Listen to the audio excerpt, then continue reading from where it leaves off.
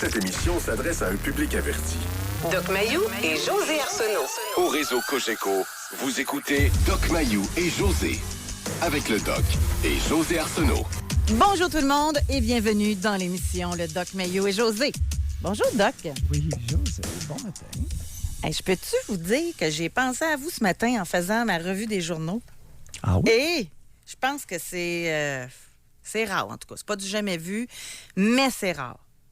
Il y a une mère à Montréal qui s'est fait prendre parce qu'elle a frappé. On dit corrige. Je déteste cette expression-là, corriger. Corriger, c'est pas efface puis recommence, là. Une mère qui a frappé son fils de 3 ans à coups de ceinture puis de cuillère de bois. Elle a été arrêtée et elle va faire de la prison. Parce qu'elle disait qu'elle avait le droit de l'éduquer à sa façon. Et on va même citer un petit peu plus loin, parce que ce qu'elle dit, c'est quand même assez dramatique, là. Je vais aller jusque-là. Elle considère que le garçon lui appartient, qu'elle possède le droit de l'éduquer à sa manière et que ses gestes ne sont pas déraisonnables puisque les blessures infligées ne nécessitaient pas d'intervention médicale, à noter la juge en passant. Ouais. Incroyable. Hein? Ça prend-tu une double cervelle d'oiseau? Pendant 4 ans, varger sur un petit garçon de 3 ans, 3, 4, 5 ans, avec une ceinture, elle a vargé dessus, à répétition, ouais. pendant 4 ans et demi. Et à un moment donné, elle s'est fait prendre. Je ne sais pas comment, on ne nous donne pas les détails. Et après s'être fait prendre, elle s'en va devant la juge et a mentionné les propos que tu viens de citer. Elle considère, c'est à moi ça. Bon, c'est mon garçon, belle droit de faire ce que je veux. José, j'ai tenu ces propos depuis 30 ans sur la place publique. Parce qu'il y a des cervelles d'oiseaux dans mon bureau et des victimes de ces cervelles d'oiseaux-là qui m'ont confié ceci. Il y a des génitrices qui m'ont dit dans mon bureau, « Docteur, c'est mon enfant, j'ai bien le droit de faire ce que je veux. » Je l'ai entendu dans les 40 dernières années. Et maintenant, il est important de mentionner qu'il y a de plus en plus de papas qui s'occupent des tout-petits. Et qui frappe. Et qui frappent. Il y a beaucoup de papas qui frappent, mais les papas, ils frappent 2 fois. Est-ce que tu savais ça? Ben oui, vous nous avez dit ça cette semaine. Oui, ils frappent 2 fois. C'est le chiffre qui revient le plus souvent. Puis savez-vous pourquoi ils frappent 2 fois? C'est que l'enfant, il appréhende, il est terrorisé par la 3e. Ah, c'est pour ça que... Puis ça a duré longtemps. En plus, je vous coupe là parce que on a l'information. On dit que le poids des sévices commis par la mère était si lourd que c'est le petit garçon qui a exprimé son désarroi à son école. Il disait qu'il souhaitait mourir, qu'il était malheureux à la maison. Puis c'est là que la DPJ a été contactée puis que la mère a perdu la garde de son fils. Ouais. C'est grave, là. Bon. Maintenant, Madame la juge, bravo. La juge Mélanie Hébert a fait preuve de courage parce que la raison pour laquelle on nous a mis ça dans la page 6 du Journal de Montréal ce matin, c'est que c'est pas coutumier qu'une femme qui varge sur son enfant attrape 20 mois de prison. Madame la juge ou une autre juge, lorsque vous en pincerez une autre du même genre, parce qu'il y en a beaucoup au Québec, hein? Il y en a beaucoup, pourriez-vous, s'il vous plaît, assortir votre emprisonnement avec une stérilisation avant de sortir de la prison? Alors, Madame la cervelle d'oiseau, vous allez aller 20 mois en prison, pendant lesquels vous allez devoir recevoir une ligature des trompes. Mais là, elle a 47. Là. Oui, mais elle va en faire un autre, je peux te le garantir. Rendu à 47 ans, là. Il y a moins de chance un peu, là. Écoute, elle l'a eu à 37. Je peux t'assurer, écoute, ces cervelles d'oiseaux-là se vengent en concevant un autre enfant. Et ça prend pas de temps. Oublie pas que ça fait 40 ans que je suis dans le business, là. Oui, mais à 47. Elle a été condamnée à 20 mois d'emprisonnement. Fait qu'elle va en faire quoi? Elle va en faire 4? Oui, mais avant de sortir, c'eût été. Et que ce soit un géniteur ou une génitrice qui varge sur des tout-petits, stérilisation. Mais c'est-tu légal, Ben- ça? C'est-tu Ben oui. légal? Ben oui, c'est légal. Mais une de faire. juge, aurais-tu droit d'obliger la stérilisation? Tu sais, je comprends que vous l'amenez souvent en exemple, puis on pourrait en faire un débat, j'ai aucun problème avec ça, mais je suis pas sûre que c'est légal. Ben, José, ça n'a jamais été fait. Garde, si la juge a le droit de priver une femme pendant 20 mois de sa liberté, elle m'apparaît tout aussi fondée de la priver de sa liberté de se reproduire. Si je peux mettre quelqu'un dans une prison, je pourrais très bien dire tu vas te faire stériliser parce que tu es dangereuse pour ta progéniture. C'est une mesure de protection pour le public. Je comprends, mais en tout cas, j'appelle, là, j'ai besoin d'informations. Ça passerait-tu en cours? Y a-tu des avocats à l'écoute là, qui pourraient nous écrire? Ça là? va être contesté, ça va être débattu et ça va éventuellement être gagné. Éventuellement. Parce que c'est sur un criminel. Tu n'as pas le droit de prendre un citoyen et de le stériliser de force, à moins. Et j'ai bien dit, parce que, regarde, aux États-Unis, le Bill Hogg, Californie, 1992, dans ces années-là. À un moment donné, il y a un juge qui a dit, OK, 2 strikes out. 2 prises et t'es en dehors du décor. Concrètement, qu'est-ce qui est arrivé? Première offense sexuelle, il y avait un terme de prison, il sortait.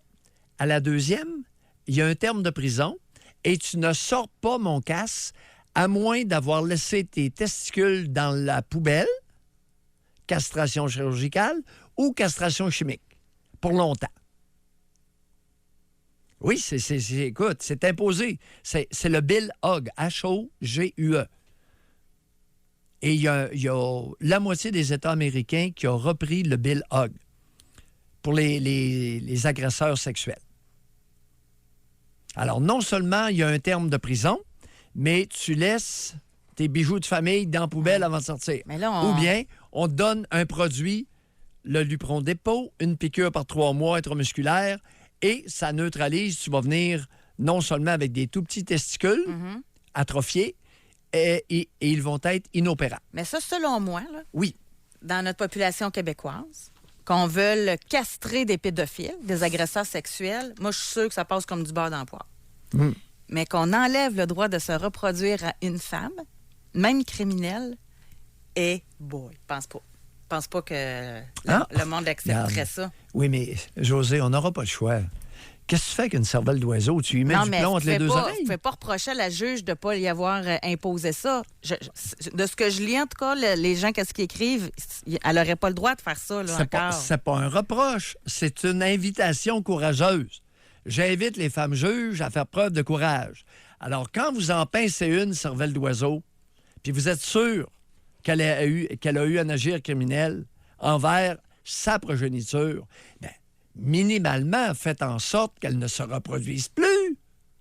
Mais pour clore là-dessus, parce que c'est pas notre sujet, là, mais pour clore là-dessus, imaginez-vous comment que ça changerait peut-être les choses.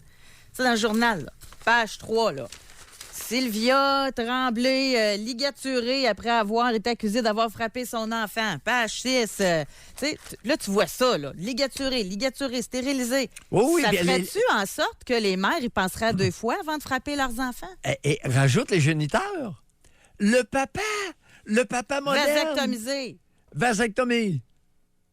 Oh. Oui, ça enverrait un message clair.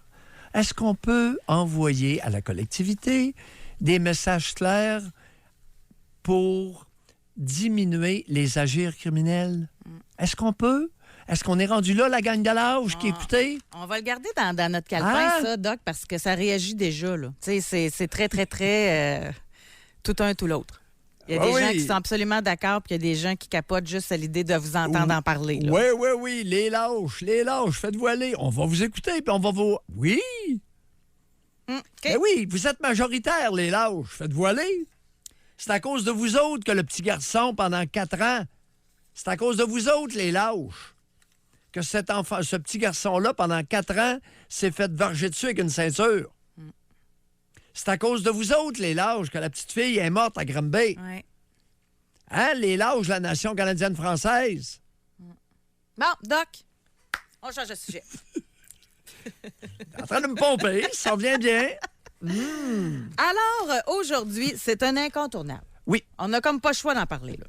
Et je suis désolée pour l'Estrie, pour la Mauricie, pour Rimouski, l'Outaouais, parce que c'est un article qui nous provient du journal Le Soleil. C'est une grosse problématique qu'il y a à Québec, mais ça concerne tout le monde dans toute la province. Ben oui. Parce que ce qui fait qu'on en parle aujourd'hui, c'est à la une du journal Le Soleil, Oui. 580 patients en attente d'un psychiatre qui n'ont pas de psychiatre au moment où on se parle. Puis on parle de gens qui sont schizophrènes, dépression sévère, maniaco-dépression. Et c'est des patients qui n'ont pas de psychiatre. Et qui sont médicamentés. Oui, Fait qu'ils sont dans le décor avec des pilules sans suivi. Exact. C'est ce qu'on nous dit. et là, même l'article d'Élisabeth Fleury commence en disant « Un suicide et une tentative de suicide sont survenus au cours du dernier mois chez des patients de la clinique externe de psychiatrie de Santé mentale de Québec et ils n'avaient pas de psychiatre. » Alors, on s'interroge aujourd'hui. On veut... Puis moi, vraiment, comment ça va, ceux qui vivent avec des personnes, avec des proches qui ont des troubles de santé mentale? Vous vivez avec un enfant, avec un adulte, avec un conjoint. Est-ce que ça vous inquiète de savoir qu'il y a une pénurie de psychiatres? Avant toute chose, évidemment, on va prendre du temps pour vous parler, évidemment, à vous en tant que psychiatre. Ça vous surprend-tu de savoir qu'il manque 15 psychiatres juste pour la grande région de Québec au moment où on se parle? Le problème n'est pas dans le nombre de psychiatres. Voyez-vous, parce que il y a 1200 psychiatres au Québec et évidemment, la majorité sont dans la grande région de Montréal. Mais à Québec, il y en a quand même un 400 à 500, au moins 400. Alors, il y en a des psychiatres. Bon. Est-ce qu'ils sont productifs? Est-ce qu'ils sont efficaces? Voilà les deux questions. Deuxièmement, j'ai eu un petit éclair intellectuel ce matin. Oh! On aime ça. Et je me suis demandé la question suivante. Est-il possible que la réorganisation de services puisse conduire à une désorganisation dans ces services-là pour un long moment, avec beaucoup de souffrance? Qu'est-ce que vous voulez dire? Lorsque, écoute, au Canada français, on a l'art de la révolution. On a l'art de réorganiser. Malheureusement, ça tourne mal dans la plupart des cas. Exemple, réforme scolaire, tout ça, là. Oui. On va réorganiser. Mais pendant la réorganisation, il se pourrait qu'il y ait une désorganisation très sérieuse, coûteuse et, dans certains cas, irréversible. On a voulu réorganiser, on a désorganisé, puis on ne voit plus l'heure. Souvenons-nous du coup de baguette de Jean Rochon qui avait envoyé les infirmières expérimentées à la retraite prématurée ainsi que les médecins. Oui. Ça a eu un impact, Jean. Ça a eu un impact. Pendant combien d'années ton jugement imbécile, ta décision idiote?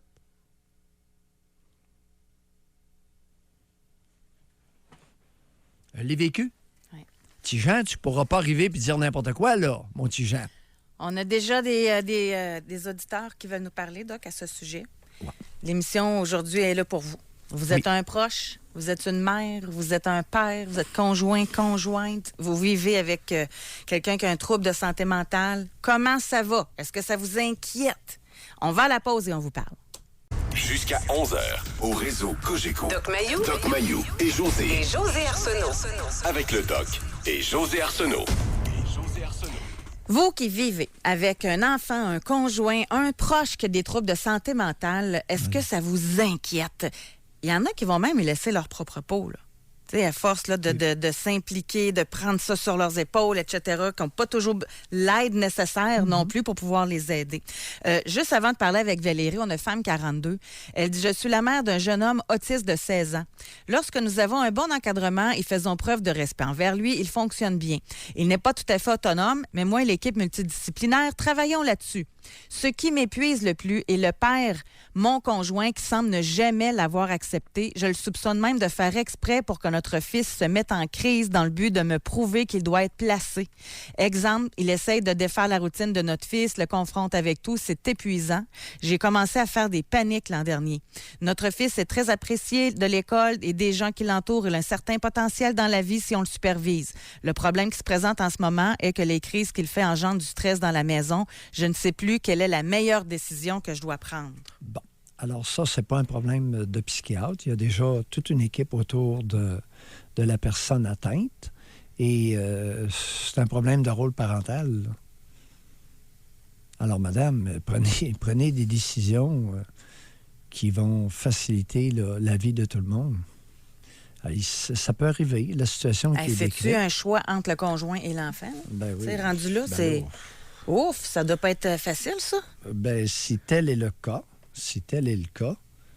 le père a avantage à se prendre un psychologue, puis sinon, la mère, écoute, ultimatum, bonsoir la visite. Il y a des décisions. Alors, tout à l'heure, à la pause, tu m'as mentionné une situation où un parent cherchait un pédopsychiatre. Bien, on va lui parler, elle est là. Elle est avec nous. OK. Oui. Valérie, bonjour. Oui. Bonjour. Oui, Valérie. vous ne trouvez pas de pédopsychiatre pour votre enfant? Non, en fait, le système de santé fait en sorte qu'il y a plusieurs mois, on parle d'années d'attente. Peu importe l'urgence, on me répète toujours qu'il faut soit aller au niveau privé, ce qui se trouve être en neuropsychologie, qui se trouve en fait être 2300 $ pour faire diagnostiquer et suivre un enfant qui a des problèmes de santé. Ben, oui, de quoi parle-t-on, Valérie? Là? C'est un énoncé général que vous venez de faire, mais ça ne nous dit strictement rien du problème auquel vous êtes confronté. En fait, moi, je me retrouve avec un enfant qui a, au niveau paternel, beaucoup d'anxiété, de dépression, de bipolarité. Ma fille a subi auparavant des mauvais traitements du père et de la conjointe du père. On parle de voie de fait. Ensuite, la DPJ insistait pour que je puisse trouver justement de l'aide au niveau de ma fille, mais comme le père ne voulant pas signer ce qui retarde les traitements. Valérie, lorsqu'on parle de violence, on ne parle pas de problème de santé, là. On parle de problème... Par la suite, tout ça s'est développé. Oui, attendez un peu, là. On parle de problème criminel. Alors, et dans ce genre de situation-là, je favoriserais d'abord une travailleuse sociale dans le dossier et ensuite la police. C'est pour ça... Les travailleuses sociales nous disent que tout est normal. Bon, OK. Si vous ne voulez pas écouter, parlez. C'est correct. Vous allez vous habituer. Quand quelqu'un essaie de vous aider, première chose que vous pourriez faire, c'est d'écouter. Alors, c'est pas votre fort, puis allez-y, parlez. Moi, j'ai fait mon effort, là. Il y a des limites. Bien, c'est parce que je comprends que vous dites justement au niveau d'aller chercher de l'aide au niveau des travailleuses sociales, ensuite au niveau des policiers. Tout ça a été fait. Moi, on me dit que c'est des choses normales. Ils se refilent la balle, en fait. Au niveau des policiers, ils me disent de faire affaire au niveau juridique. Le juridique me dit de faire affaire avec les policiers. Personne n'a pris ça en charge. Mais vous, Valérie, votre fille aussi est bipolaire, c'est ça? Bien, on est en voie de pouvoir faire des diagnostics parce que, justement, au niveau du pédopsychiatre, comme il n'y a pas de place pour personne présentement, donc, j'ai fait affaire avec la neuropsychologie. OK. Puis, juste pour savoir, j'en ai peut-être manqué un bout, là, mais pourquoi c'est pas vous qui avez la garde complète? Pourquoi qu'elle se retrouve chez son père? J'ai réussi à avoir la garde complète après 2 ans de bataille. OK. Et là, vous, votre problématique, c'est que vous aimeriez qu'elle soit diagnostiquée, mais vous ne trouvez pas de pédopsychiatre. Non, justement, parce que peu importe tout ce qu'on appelle, on dit toujours qu'il y a tant d'attentes, on me dit de faire affaire avec le CLSC en attendant, mais le CLSC est parfaitement conscient que c'est un problème au-delà de ce qu'ils peuvent faire. Fait qu'eux aussi, ils me disent d'aller en pédopsychiatrie. OK. Bon, bien, merci beaucoup. Excellent. Merci, Oui. Valérie. Bye. On veut savoir comment vous réussissez à vivre.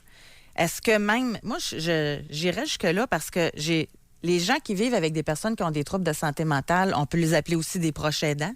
Tu sais, veux pas, Oui, là. Ça en oui, fait oui, partie de oui, cette oui, catégorie-là. exactement, oui. Puis, il y a eu un sondage qui a été réalisé dernièrement, puis ça fait pas si longtemps que ça, je pourrais même le retrouver, qu'il y avait beaucoup de pensées suicidaires chez les proches aidants. Fait que ça affecte beaucoup l'entourage, puis c'est à vous aujourd'hui qu'on veut parler, là. Oui, parce qu'il peut y avoir du découragement, puis voire même du désespoir.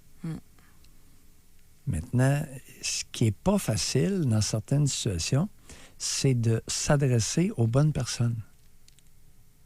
D'où l'importance d'essayer d'écouter puis de bien comprendre notre système.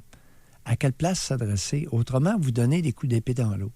Alors, Valérie est très articulée, elle parle sans arrêt.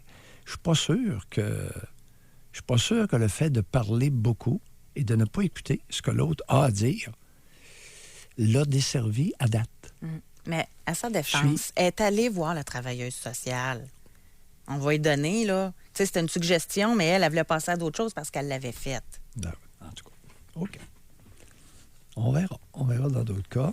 OK. On va aller à la pause immédiatement. Il est 9h55 minutes. Comment ça va avec vos proches qui ont un trouble de santé mentale?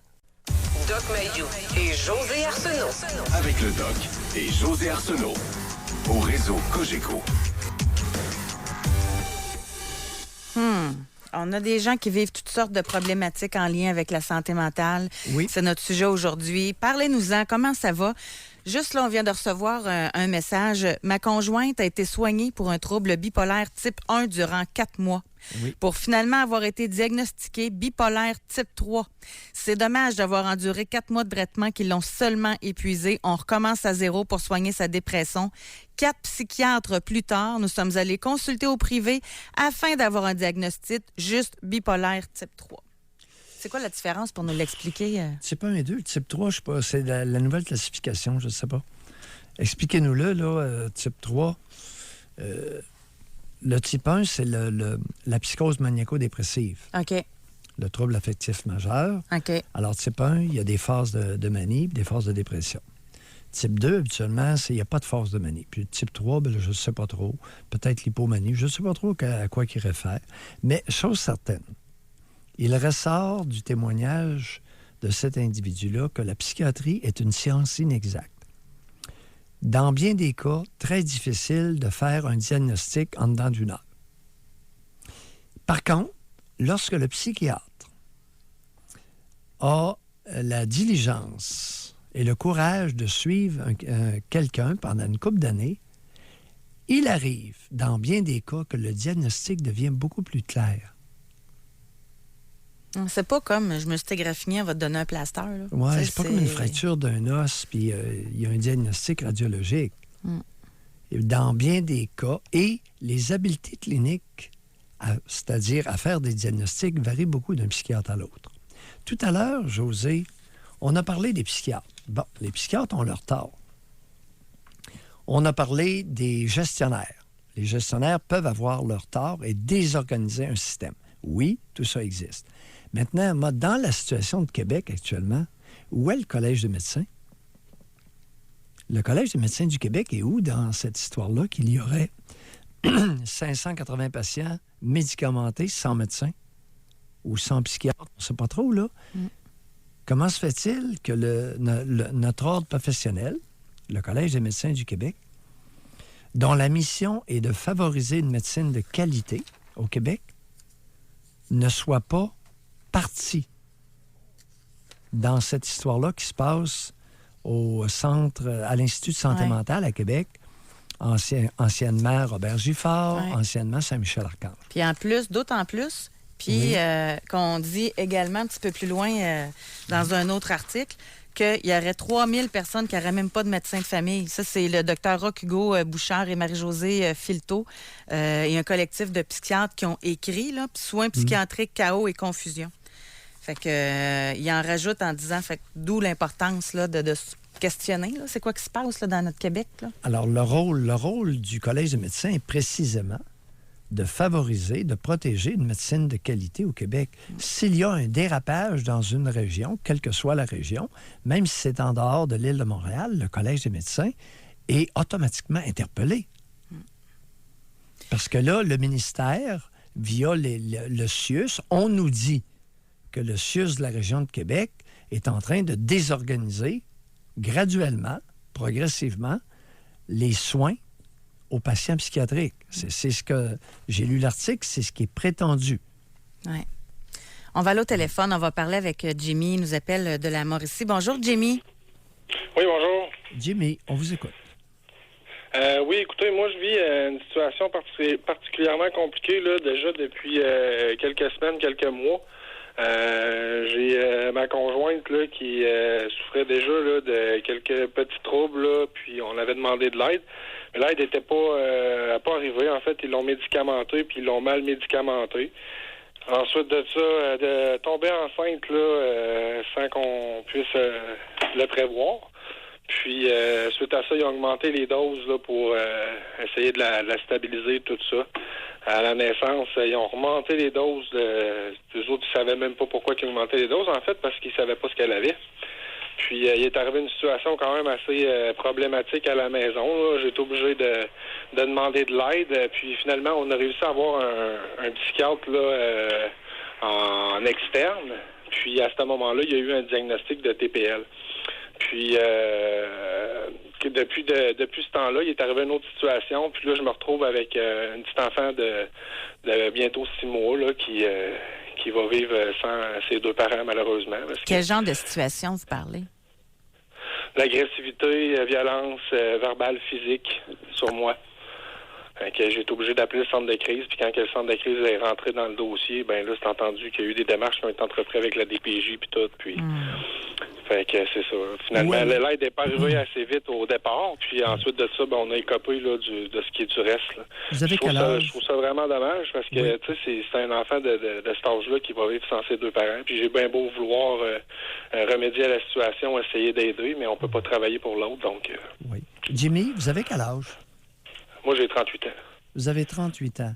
Et vous avez mentionné quelque chose qui est très interpellant. Vous avez dit, ma conjointe, elle n'allait pas bien. OK? Elle était mal médicamentée.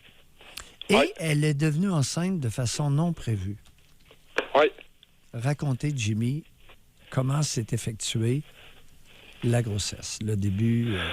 Pendant la grossesse, ça a quand même bien été, en fait. Non, enceinte. Comment ça a pu tomber enceinte sans que ce soit prévu? Moi, je vous avouerais, ben personnellement, là, que j'ai des sérieux doutes, là. Ma conjointe prenait la pilule de façon stédée, là. Fait que, tu sais, elle avait même pas les 5 pilules de farine. Puis j'ai beaucoup de mes amis qui m'ont dit, écoute, ta conjointe va avoir, ils me l'ont dit après, qu'elle voulait avoir un enfant. Puis elle m'est arrivée par surprise, là. Elle m'a dit, je suis enceinte.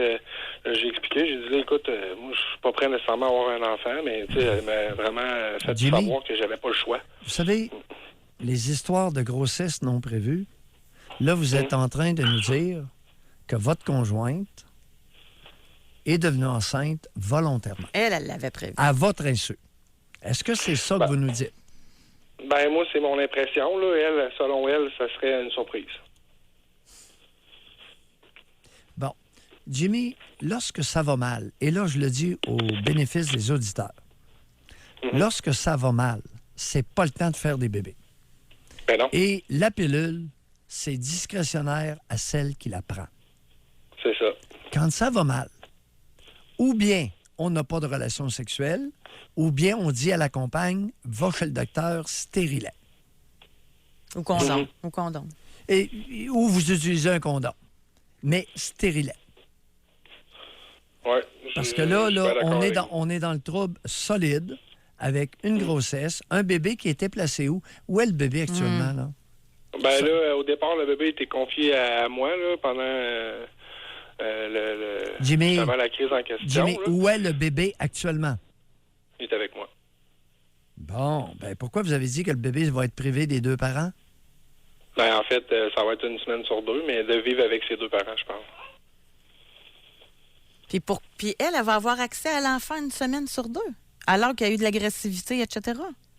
Oui, en fait, la DPJ est rentrée dans le dossier. Il y a eu des mesures qui ont été entamées. Là. Pour ce qui est du reste, moi, j'essaie de communiquer puis de parler, d'essayer de régler la situation là, parce que je comprends vraiment là, l'ampleur de tout ça. Là, puis moi, j'ai une autre fille aussi là, qui est un petit peu plus vieille, puis sa soeur est là-dedans aussi. Puis que j'essaie de comprendre la maladie, puis d'essayer de trouver de l'aide où ce que je peux, mais pour l'instant, comme je vous dis, là, tout à l'heure, complètement discarté. Puis... Là, je voulais en venir, là, regardez, les auditeurs, là, sont tout mêlés.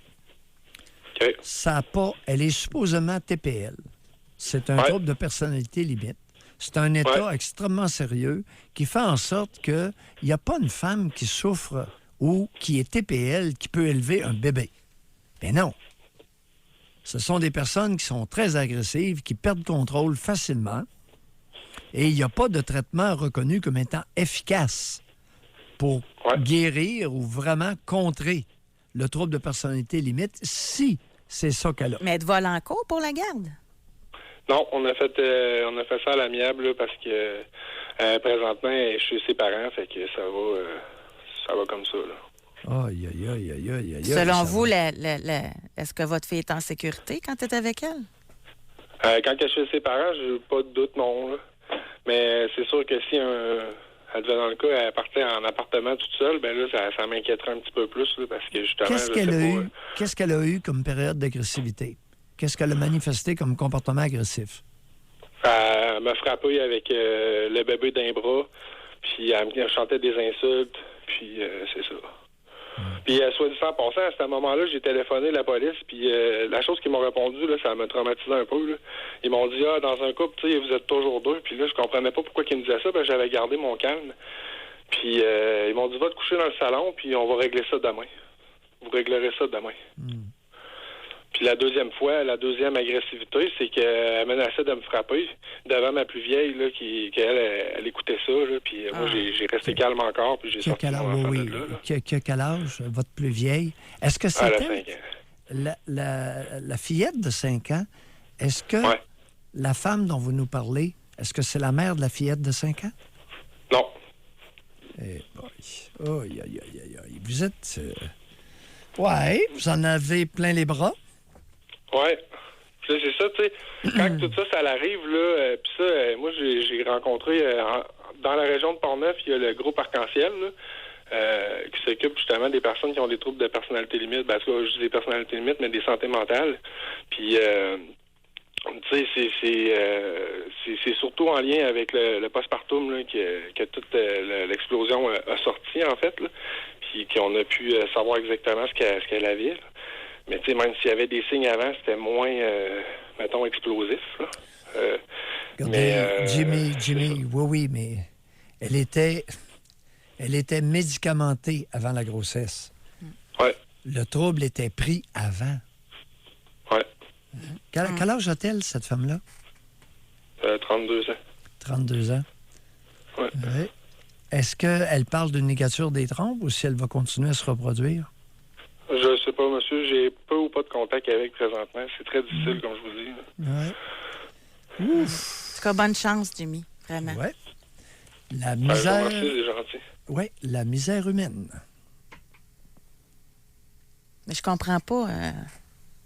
Peut-être parce que les parents de son ex, de la mère de la petite de 6 mois, sont présents puis qui sont aptes, là. Oui. Mais parce que sinon, c'est difficile de comprendre, là, que... Elle a accès à sa fille 1 semaine sur 2, là. Sûrement que les parents ont dû... C'est quoi de ça dans ce temps-là? Une entente avec les intervenants. Nous sommes aptes, nous serons présents en tout temps quand la petite va être à la maison. Il y a toutes sortes de situations. C'est pas rassurant. On va à la pause. Au retour, on va parler avec Hélène qui va nous parler de son petit garçon de 9 ans. Doc Mayou et José Arsenault. Avec le Doc et José Arsenault. Au réseau Cogeco. Alors qu'il y a une pénurie de psychiatres, c'est comme ça qu'on l'amène. Vous, Doc Mayou, vous dites qu'il y a peut-être un manque de productivité, d'efficacité dans certains cas. Vous vous posez la question. Définitivement. Mais il y a des gens qui s'inquiètent parce qu'ils vivent avec des proches qui sont aux prises avec des problèmes de santé mentale. Juste avant de parler avec Hélène au téléphone, je veux lire Femme 27 ans. Oui. Ma mère a fait 3 tentatives de suicide, pendaison, médication et immolation. Malgré tout, aucun diagnostic de dépression ou autre. Bref, séjour en psychiatrie, ensuite aucun suivi. Comment puis-je l'aider sans prendre le rôle de parent moi-même et sans me noyer dans la négativité et les problèmes? Je suis pas familier avec la tentative de suicide par immolation. Oui, c'est rare qu'on entend ça. Ça veut dire quoi? C'est tenter de s'immoler? Ben, ça doit être de se brûler, c'est ça, s'immoler? Par le feu? Oui. Ben, pendaison, S'immoler, c'est ça que ça veut dire? Tu te prends en feu, là? C'est violent, en tout cas. Ou se poignarder par le feu, un couteau? Non? S'immoler. Bon, immolation. Saupoudrer d'un jeune, non, immoler est devenu synonyme de tuerie ou de massacre de victimes sans défense. En tout cas, mais on voit, c'est ça. C'est par le feu. Par le feu? OK. Oh là là! Donc, pour l'aider... À quel âge? Ben, elle a 27 ans. Oui. La mère est dans la cinquantaine avancée, probablement. Non, il y a quelque chose qui se passe. Je vais devoir te faire une confidence. Les cas de tentative de suicide à l'emporte-pièce de ce type-là ont été, dans ma pratique, un début de maladie dégénérative du cerveau.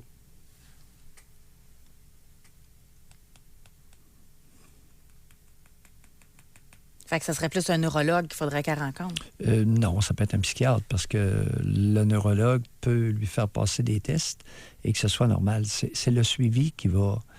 Si c'est un début de maladie, de troubles neurocognitifs, maladie d'Alzheimer, maladie athérosclérotique ou autre maladie du cerveau, de 6 mois en 6 mois, il va y avoir une perte d'autonomie et de fonction cognitive. D'où l'importance, tout à l'heure, ce que je te mentionnais, pour un médecin généraliste ou psychiatre, de suivre le patient pendant 6 mois, 1 an, 2 ans. De le revoir. C'est ça le problème, là. Aucun suivi. Bien, il n'y aura pas de Moi, j'aimerais ça diagnostic. vous parler, femme 27 ans. Ouais. Alors, quel âge a votre mère? Première tentative de suicide, à quel âge? Ça s'est fait simultanément, là? C'est-tu à 2 semaines d'intervalle ou c'est aux 2 ans? Oui, exactement. Oui. Donnez-nous plus de détails ou téléphonez-nous 1-877-670-9330. On va parler avec Hélène. Bonjour. Oui, bonjour. Hélène, Bonjour à vous deux. on vous écoute. Je suis un peu nerveuse. C'est correct. Alors, c'est ça, c'est pour mon garçon qui a 9 ans. Il a été diagnostiqué il y a 1 an TSA, sans déficience intellectuelle. Il y avait eu aussi avant un TDAH avec impulsivité et opposition. Bon. Fait que l'anxiété aussi. Attendez, allez pas oui. trop vite. Au bénéfice des auditeurs. Oui, TSA, trouble Oui. du spectre autistique. sans déficience intellectuelle. C'est ça. Êtes-vous bien certaine? Parce que c'est Pardon? rare, ça, là. C'est très rare qu'un TSA, on retrouve ça dans des syndromes d'Asperger, c'est-à-dire... Oui, eux autres, des- elle m'a des- dit que c'était TSA de haut niveau. Bon. Mais elle m'a dit que c'était pas un Asperger. Bon, en tout cas, bon. Mais il n'y aurait Euh, pas de déficience. Alors, non. quel trouble a-t-il? Ben, c'est que dans son TSA, il est très, très, très, très rigide. Ça, c'est un des plus grands problèmes. Et puis, combiné avec le TDAH, impulsivité, opposition, ça fait que c'est très difficile. Là. Il s'oppose à tout. Fait que c'est sûr que c'est très difficile. Les médications, en plus, on dirait qu'il réagit beaucoup. Alors, on n'est jamais vraiment capable là, d'augmenter les doses. On commence toujours avec les petites doses. Ça Oui, fait plusieurs... quel traitement vous essayez de donner? Là, présentement, c'est nouveau là, depuis peut-être 3 semaines. Là, c'est la clonidine. Ah, ouais. Et ça fait quoi, Parce la qu'on a pris- clonidine? La clonidine, ben, on m'a dit que ça jouait sur l'anxiété et l'impulsivité. Ah, ouais. On vous a Parce qu'on a raconté fait le- ça. Oui, bien là, c'est ce que la pédopsychiatre dit, là. OK. Et la clonidine, c'est un traitement nouveau, ça? Ça fait combien d'années que ça Ben, eux existe? autres, je sais que c'est un antihypertenseur, mais eux, ils l'utilisent là, dans le cas là, de... Ah, c'est un anti-hypertenseur. Ouais. Oh, qui était utilisé dans les années 60. Oui. Et on l'a recyclé en quoi? Pour aider sur l'anxiété et l'impulsivité. Oh, OK. Et comment il fonctionne avec la clonidine? Comme là, il y a la dose minimum là, de 0,025 et lui, il prend 3 fois par jour. Oui, c'était pas ça ma question. Comment il fonctionne? Comment il est? Sa réaction? Comment il est? C'est au début, lui, les 3-4 premiers, 5-7 premiers jours, ça va bien, mais là, moi, je trouve que c'est ordinaire, puis que il fait des crises, tu sais, lui, il sac beaucoup, il nous envoie chier, là, tu sais, des trucs comme ça. À l'école, là, il vient d'être réintégré parce qu'ils l'ont retiré de l'école pendant 2 semaines. Oui. Fait que ça a bien été les 3 premiers jours parce qu'il est réintégré à 2h15 par jour. Et qui a fait le diagnostic de trouble du spectre de l'autisme? C'est, un neuropsychologue. Il a été vu aussi par une ergothérapeute, puis avec la pédopsychiatre. Ah, avec la pédopsychiatre. Et il n'y a pas de déficience? Non. OK. Il a été évalué en neuropsychologie. Son quotient intellectuel se chiffre à combien? J'ai pas le chiffre, mais on me dit qu'il était le moyen élevé. C'est ce qu'on m'a dit. J'ai peut-être dans mes dossiers, mais là, on a tellement de rapports, là, je l'ai pas. Là. Moyen élevé. Oui. Alors, il apprend à oui, il apprend à lire, il apprend à écrire, il suit le cursus scolaire. C'est très long. Puis il y a un trouble d'apprentissage de lecture sévère, de lecture et d'écriture avec ça. Mais il y a des très bonnes notes à l'école. C'est ce qui est un peu bizarre. Oui, mais c'est étrange. C'est très long. Dans le sens que, tu sais, il a appris... sur certaines affaires, c'est comme la lecture, ça a été très, très, très difficile. Là. Il commence à bien lire, puis il est à la fin de la 3e année, là, contrairement à une première année. Puis on dirait que ce qu'il apprend, on dirait que quand on arrête l'été, il ne se souvient plus de rien en septembre. Il n'y a pas de déficience. Non. Il oublie tout ce qu'il apprend. Ce qu'on lui mais il n'y a pas de déficience. Non, il est normal. Mais là, comme moi, c'est ce qu'ils m'ont dit, puis moi, je vois pas de... Oui? Je vois pas rien qu'elle a... Pourquoi vous riez? Non, c'est peut-être la nervosité. Puis, tu sais, quand on le voit, il est vraiment vif, il est vraiment intelligent, il invente plein de trucs. Tu sais, il conduit un 4 roues, je veux dire, il perd des 96 en maths. Tu sais, moi non plus, je sens pas de déficience. Quand on le voit, tout le monde dit, voyons, il a l'air normal, c'est l'enfant le plus gentil, parce que quand il est tout seul avec quelqu'un, il est vraiment... OK, il y a 96 en mathématiques. Oui. 96, il est en quelle année, là? 3e année. Il est en 3e année. Alors, il y a 96 en mathématiques. Oui. Et c'est le programme régulier de la 3e année avec les autres élèves? Oui, le programme régulier. Puis, la plus basse note, c'est en français écrit, là, qui est le plus difficile, c'est 78. Là. Puis, il n'est pas là la moitié du temps dans la classe, en plus. C'est pour ça que je vous dis que je ne penserais pas qu'il y ait de déficience, là, parce qu'il y a beaucoup de misère à rester dans la classe. Oh là là! Mais il oublie tout ce qu'il apprend pendant l'été. En tout cas, ce qu'il aime moins, on dirait que ça passe plus vite. C'est comme, je l'ai appris, là, après ça, il ne redemande pas. Il ne sait plus, là. Vous savez, Hélène, j'ai assez d'expérience pour vous dire une chose. Oui. C'est vraiment pas facile d'évaluer certaines anomalies chez l'être humain. OK. Deuxièmement, une fois l'anomalie identifiée, c'est souvent pas facile de trouver un traitement efficace. Oui. Est-ce que vous pensez que la clonidine est en train de le traiter? Je croirais pas. Bye, Hélène. Merci. Bye. Je la fais rire, je sais pas pourquoi. Elle rit. C'est pas de la nervosité. Il y a quelque chose qu'elle trouve. Je note une ouverture d'esprit quand même, là. Mais ça, là, je trouve ça terrible, moi, ce que je viens d'entendre, là. C'est pas évident. C'est que tu rencontres un spécialiste, il te donne un traitement, un autre spécialiste dit non, c'est pas nécessairement bon. C'est pas ça que vous avez dit, mais admettons. Non. Mais à qui tu fais confiance à un moment donné, là? C'est parce que j'ai eu, dans ma pratique, et puis là, je vais peut-être en traiter à nouveau, je vais peut-être avoir ce privilège-là, j'ai fait de la pédopsychiatrie pendant 34 ans, je crois. OK? 32 ans au moins. Et il m'est arrivé de recevoir des jeunes, entre autres autistes, qui avaient été mis à clonidine. C'est un antihypertenseur. Hein? Qu'est-ce que ça fait, un antihypertenseur? Ça baisse la pression artérielle. Alors, si l'enfant répond à la clonidine, puis sa pression artérielle baisse vraiment, de quoi tu penses qu'il a l'air?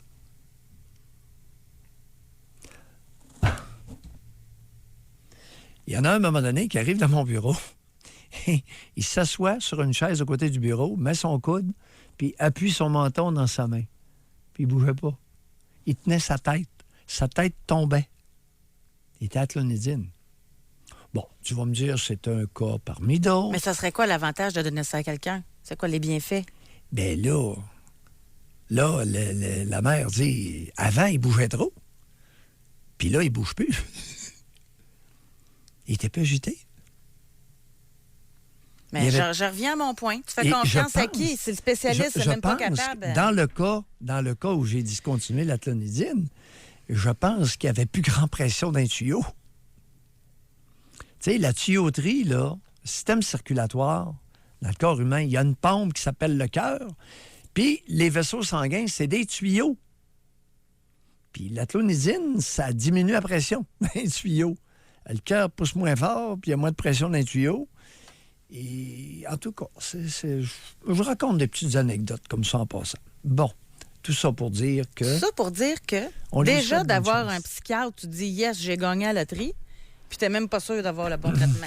Parce que c'est pas évident de diagnostiquer. C'est pas facile. Parce que là, on nous dit que ce serait un petit génie en mathématiques, 3e année régulière, mais il oublie tout ce qu'il apprend durant l'été. J'ai un peu de miss. Il y a des informations là un peu contradictoires. C'est pas clair. Mais c'est pas facile. On va à la pause. Réservez votre circuit téléphonique. Comment ça va avec votre proche qui est atteint de troubles de santé mentale? Doc Mayou et José. Avec Doc Mayou et José Arsenault. Au réseau Cogeco. Ah, il y a toutes sortes de monde, même chez les spécialistes. Effectivement, José. Je vais vous lire de quoi d'interpellant. Oui. Je suis un homme de 37 ans qui a toujours eu des problèmes. Dépression depuis mon jeune âge, adaptation en public. Je suis fils d'une mère toxicomane alcoolique absente. Je vis énormément d'anxiété sociale, ce qui m'empêche d'approcher des gens et de tisser des liens. J'ai aussi un grand problème d'hypersensibilité qui fait que mes émotions prennent toujours le dessus sur mon raisonnement. J'ai tenté à plusieurs reprises au cours de ma vie de consulter des psychologues. Aucun n'a jamais réussi à me faire progresser. Un jour, au bord du burn-out, j'ai perdu, OK. Avec des pensées suicidaires suite à un coup dur, j'ai exigé à mon médecin de famille de me référer à un psychiatre. Je savais qu'un psychologue n'arriverait pas à me démêler. Le psychiatre m'a rencontré une seule fois, 20 minutes, a classé mon cas comme une simple dépression et m'a référé à une psychologue qui, comme je m'en doutais, n'a été rien de plus qu'une discussion sociale. Résultat, j'en suis toujours au même point. Depuis des années, je m'isole du reste du monde, incapable de passer par-dessus mes démons. Et quels sont-ils, ces démons-là? Appelez-nous. On aimerait vous entendre. Mes démons, c'est intéressant, ça. Quels sont-ils? On veut vous entendre. Appelez-nous. On a ici homme 34 TSA sans déficience. J'ai toujours oublié la plupart de ce que j'apprenais. J'ai un DEP en imprimerie et en photographie, ça date d'une dizaine d'années et je ne me rappelle plus d'aucune donnée technique pour faire suite à l'appel d'Hélène de tantôt. Là. Il y a toutes sortes de psychismes, de cerveau humain. On est encore au balbutiement des connaissances du cerveau. Et au fur et à mesure qu'on va mieux connaître le cerveau, on va pouvoir préciser des problèmes et peut-être mieux intervenir. On va aller au téléphone, là, mais juste avant, on a Femme 28. Il y en a beaucoup qui ont réagi, là. Des TPL, OK?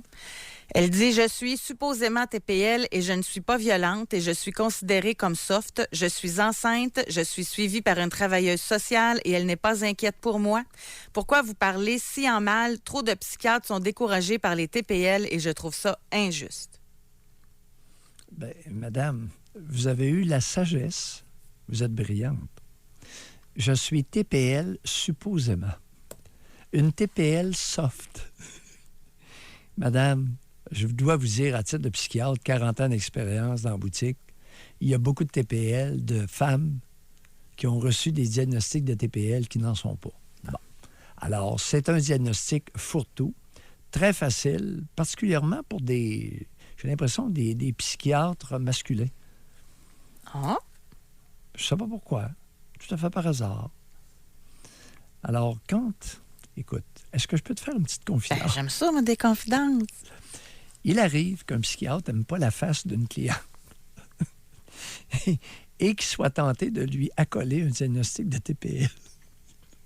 Non, ça n'arrive pas souvent, là. Parce que ça va avec déplaisant, c'est ça? Oui.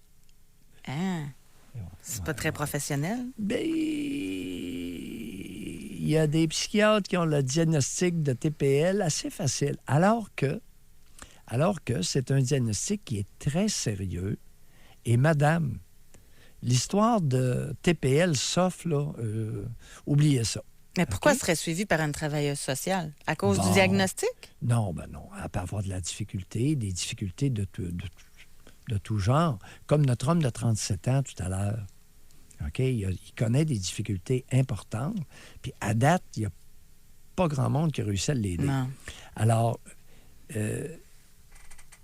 le diagnostic de trouble de personnalité limite est un diagnostic extrêmement sérieux qui correspond à un dysfonctionnement au quotidien important. OK.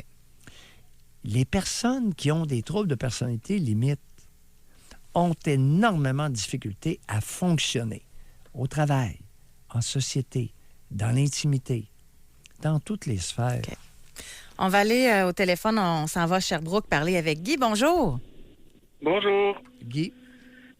Je sais pas, on va commencer par le début, ça a l'air. 9 novembre, ma conjointe a eu des idées suicidaires 9 novembre dernier. Oui. On l'a envoyée à l'hôpital en urgence psychiatrique. Oui. En fait, je l'ai amenée. Ils l'ont gardé 24 heures, en lui donnant le choix de retourner dormir à la maison ou rester dans l'urgence, pas de lit. Oui. Donc, elle a décidé de revenir à la maison. Fait que ça, c'est la première séquence. Oui. Deuxième séquence à la fin mars. Deuxième séquence est rentrée on l'a retourné en psychiatrie. Encore pour idée noire avec son plan était fait, les dates données. Donc, on l'a rentré là. Elle est restée 6 semaines. Oui. Elle est ressortie il y a 2-3 semaines. Oui. Plus la même attitude, par contre, là, les idées noires, elle en a encore de temps en temps.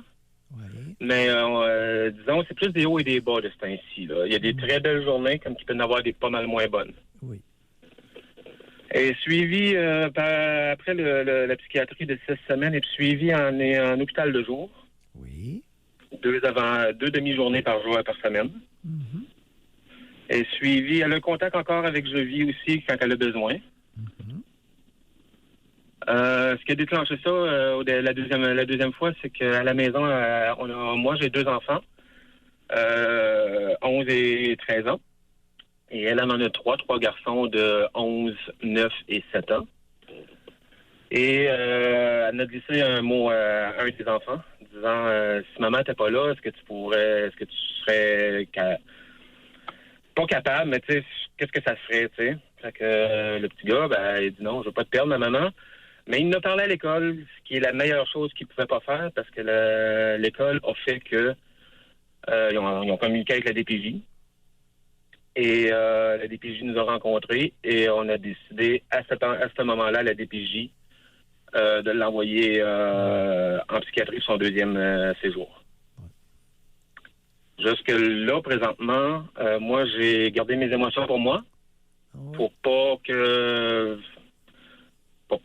l'aider le plus possible, pour pas qu'elle s'en fasse pour moi, parce que c'est une fille qui s'en fait pour tout le monde. Ouais, Sauf que là, je commence à trouver ça dur beaucoup. Elle pourrait peut-être... Non.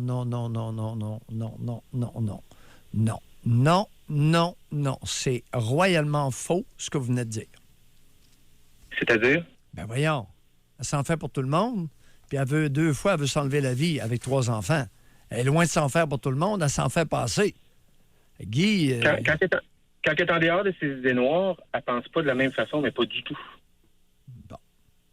Quand la vague est passée, sa mentalité... Puis elle a la même mentalité un peu plus aujourd'hui qu'elle avait avant, là, quand tout allait bien aussi. Quel âge a-t-elle, cette femme-là? Elle vient juste d'avoir 40 ans.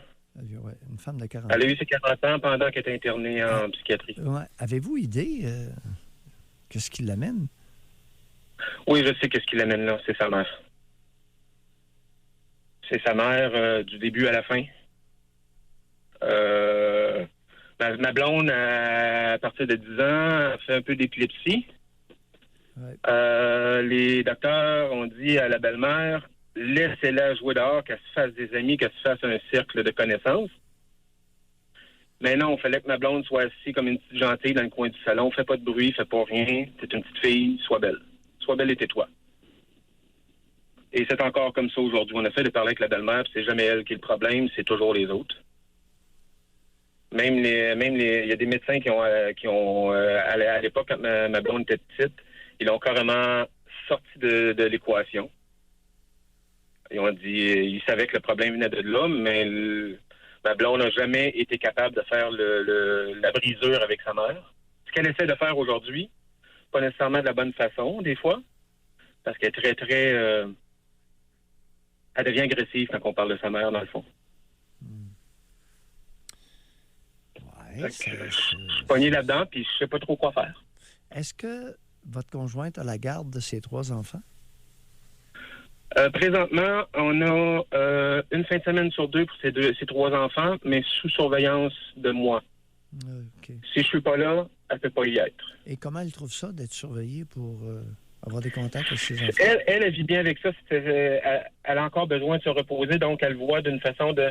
Je vais en profiter pour me reposer plus, pour revenir en forme plus rapidement. Fait qu'elle a accepté, même qu'on avait une journée de plus la semaine, puis avec mon travail, soit que j'amenais ma blonde travailler avec moi, je suis travailleur autonome, ou j'amenais les enfants à travailler avec moi. Mais la semaine, ils ont de l'école le lendemain, fait que je peux pas les emmener jusqu'à 8h, 9h le soir. Vos 2 enfants, qui a la garde? J'amenais les 5. Pardon? J'amenais les 5 enfants. Les 2 miens... Vos 2 enfants à vous. Ils ne sont pas inclus dans l'entente. Vos 2 enfants à vous, qui a la garde? C'est partagé avec moi puis mon ex. Une semaine, on reste à 2 maisons de distance. On reste dans le même quartier, on a chacun notre maison, tout va bien de ce côté-là. On communique énormément, même que tout le monde ne comprenne pas comment on fait pour communiquer de même, vu qu'on est séparés.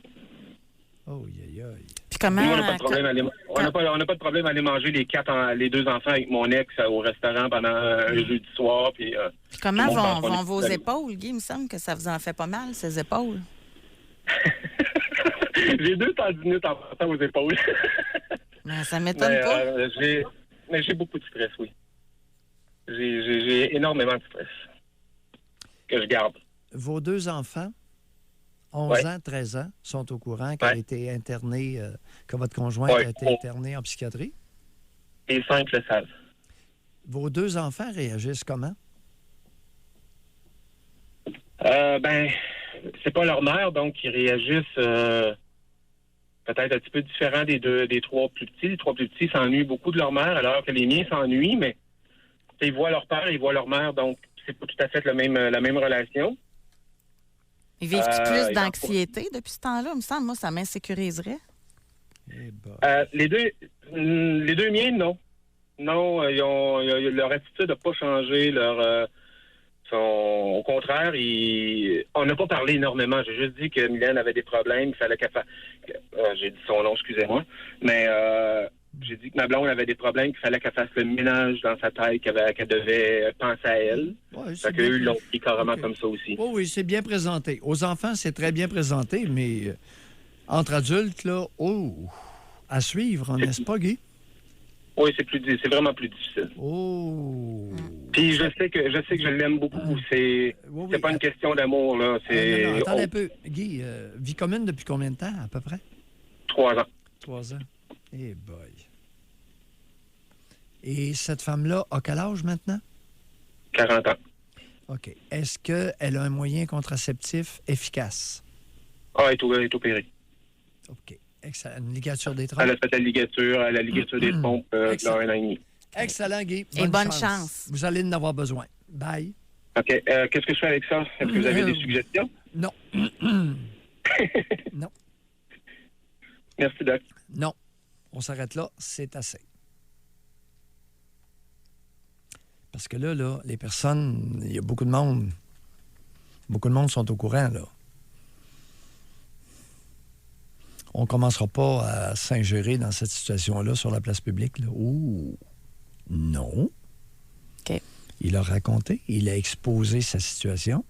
Ça existe. Chers auditeurs, il y a du monde qui sont mal pris, mal barrés et solides. Ça va évoluer comment? Aucune idée. De bien s'entourer, ça peut être une partie, là. D'avoir des gens solides alentour de lui. Des bons intervenants. Des bons intervenants, parce que ça prend des professionnels. Là. Et l'aide des proches. Alors, des membres de sa famille à lui qui peuvent s'occuper des enfants, puis... Mais même l'ex, c'est une bonne chose qu'il s'entende bien avec, là. Au moins, il y a ça qui va bien. Ah oui. Puis il reste à 2 maisons, fait que... Maintenant, la personne affligée, la personne atteinte, a 3 enfants, 11, 9, 7. On va à la pause là-dessus. Ça sera notre dernier bloc d'émission sur notre sujet aujourd'hui concernant les proches qui vivent avec des gens qui ont des troubles de santé mentale. Doc Mayou et José Arsenault. Le Doc Mayou et José, c'est le Doc et José. Au réseau Cogeco. Ma fille vit avec un mari qui a plusieurs diagnostics de maladies mentales, troubles anxieux généralisés, paranoïa, troubles cognitifs, dépression majeure. En plus, elle est réfractaire aux médicaments, donc il n'est plus médicamenté. Ça fait 9 ans qu'elle vit tout ça avec 4 enfants de 8 à 13 ans. Pas facile, et si elle se sépare, elle sait qu'il va lui faire vivre le calvaire. Elle n'a pas de solution. En tant que grand-mère, je garde le plus que je peux. Je l'aide le plus que je peux. Il est tellement hypocrite, tu le rencontrerais jamais, tu pourrais t'apercevoir qu'il est un homme avec tous ses troubles. Et sur l'assurance salaire pour la vie, il a 36 ans. Quel cauchemar. Bon, madame, ça fait 9 ans au moins qu'il y a le paquet de diagnostics. Donc, ça préexistait avant. Les enfants ont 8 à 13 ans. Madame, vous allez respirer par le nez. Votre fille a conçu 4 charmants enfants avec ce que vous désignez être un moron. Alors, pourriez-vous vous calmer et bien respirer? Ouais, ils ne sont pas arrivés par magie, les enfants. Bon. Tout comme les diagnostics. Elle en a pas fait un. Elle en a fait 4. Alors, madame, demandez-vous pourquoi ma fille a fait 4 enfants avec un homme aussi problématique. Et respirez par vos 2 petites narines. Femme 57. Mon mari est Asperger léger. Mon fils a un trouble de personnalité limite avec attaque de panique et accro aux potes. Une mère me tenant en centre qui a souffert d'attaques de panique à répétition et dépression. J'avoue commencer à manquer d'air moi-même, bien que je tente de tenir le cap, mais mon côté rationnel commence sérieusement à s'effriter. Attends un petit peu là. Ça, c'est la mère du... C'est pas clair. Il y a une phrase là, que je comprends pas, parce que c'est écrit, des fois c'est le texto, là, mais une mère m'étonnant ensemble. Ah, maintenant! OK. Fait qu'elle a son mari, son fils puis sa mère. Fait qu'elle commence à manquer d'air. Puis la mère du fils, elle a son mari.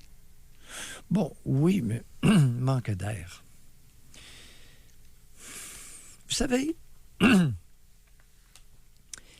il y a une donnée dont on ne parle pas, ou trop peu, ou à peu près jamais. Et c'est la faculté mentale qui s'appelle le jugement. Ça commencerait peut-être à être temps qu'on réalise que le jugement est inéquitablement réparti dans l'espèce humaine. C'est-à-dire qu'il y a des êtres humains qui ont un très bon jugement et d'autres êtres humains qui n'en ont pas du tout. C'est quoi la différence? Le jugement vous permet de prendre habituellement des bonnes décisions. Une absence de jugement ou un faible jugement vous amène à prendre régulièrement des mauvaises décisions. Vous savez, madame, votre fille de 28 ans, qui a 4 enfants avec un homme horrible, 4 avec un homme horrible. Référence à l'autre de tantôt, là. Oui, à l'autre de tout à l'heure.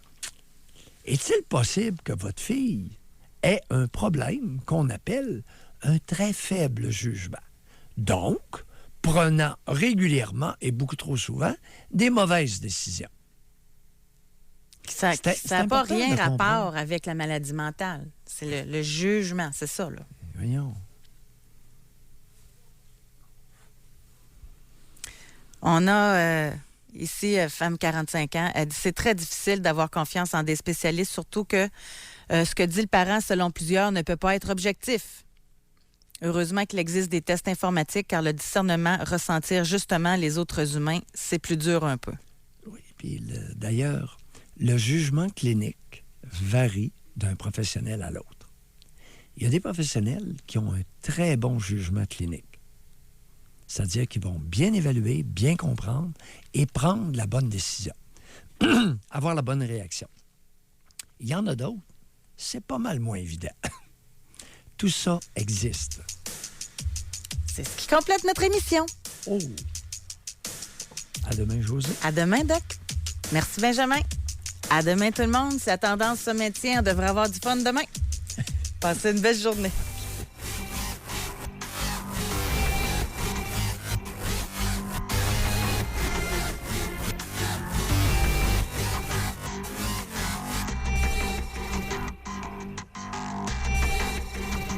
Doc Mayou et José.